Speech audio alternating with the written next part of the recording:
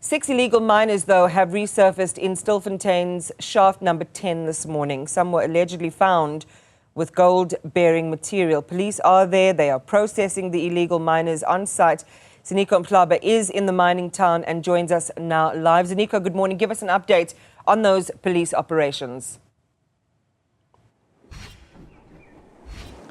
A very good morning to you, Iman. Yes, indeed, we can confirm, and it has been confirmed that about 6 illegal miners have resurfaced at shaft number 11 in Stilfontein as operations continue. And we understand that, as we heard from the MEC, Community Safety, that police will not be deterred and have vowed to ensure that, they implement every single aspect of the plan they had when they started with Operation Valamgodi here in the Northwest, especially since August 2024. We are joined now by the Deputy Police Commissioner in the Northwest, Major General Asaning, just to give us more insights on these latest developments and the overall performance of law enforcement as far as Operation Valamgodi is concerned in Stilfontein, but also broadly in the Northwest. Major General, maybe let's start with the latest developments. Talk to us about what you know now about these latest developments in regards to these 6 illegal miners who are currently under your custody.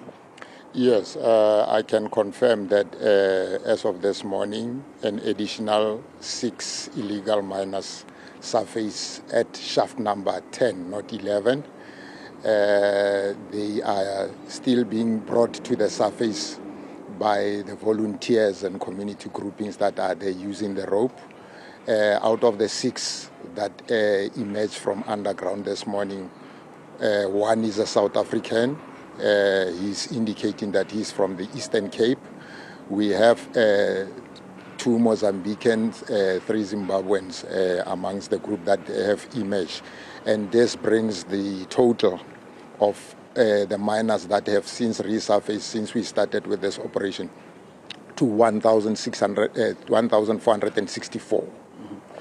Talk to us about the implications of being caught with gold-bearing material. We understand that the others will face charges relating to illegal mining, but also those who are from other countries will also deal with charges relating to Migration Act or migration laws of South Africa.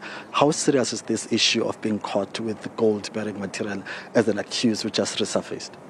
Let me start from indicating that for one to be involved in mining, one needs to be licensed by the Department of Minerals and Energy, DMRE. Therefore, it stands to reason that anybody who is involved in mining without the necessary documentation, without having a license from DMRE, is committing a crime, a criminal offense. And then in the space of illegal mining, there are different crimes that are committed, starting with mining without the necessary documentation. And therefore, anybody found in possession of minerals or anything that has been mined illegally, they are prosecuted and charged accordingly.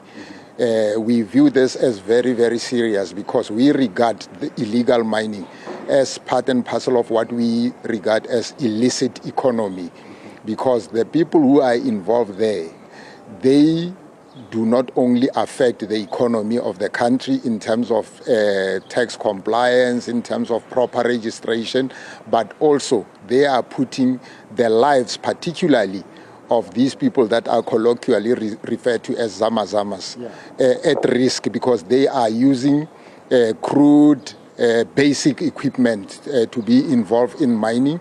But also, what is of primary concern and what should be understood, this operation that we are conducting, it's also for their own safety, because they are doing this in mines that were previously rehabilitated and closed, which says that once a mine is no longer operational, there is a risk of methane gas, there is a risk of flooding. So that is the danger. Talk to us about the overall operations at Stilfontein, especially when it comes to law enforcement agencies on the ground. There's been a lot of tiptoeing back and forth in court in terms of what should be, lowered and not lowered in terms of food items. How difficult has it been for your officers on the ground in terms of having to interpret and follow all these different court outcomes, but also the issue of fatigue? How are your members feeling at this point in time? And maybe can we really, do you have the capacity to see these operations through, depending on how long it takes for them to be able to be on the side? Look, I need to be very upfront. The enforcement of the law, it's non-negotiable. As the South African Police Service, we are there to enforce the law. We are not going to be sidetracked and get involved in the interpretation of court orders and whatever. The only challenge for us is how much and what quantity of food needs to be taken underground. Because we believe, as the police, that defeats the purpose of our operation, because our objective is to make sure that those people who are mining illegally, who are committing a crime, come from underground.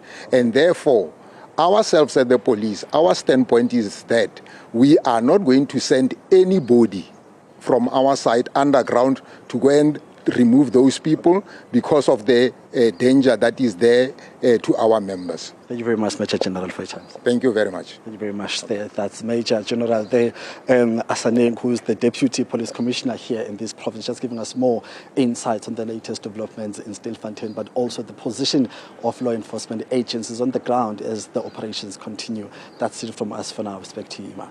Ziniko Mhlaba will be back with you a little bit later on.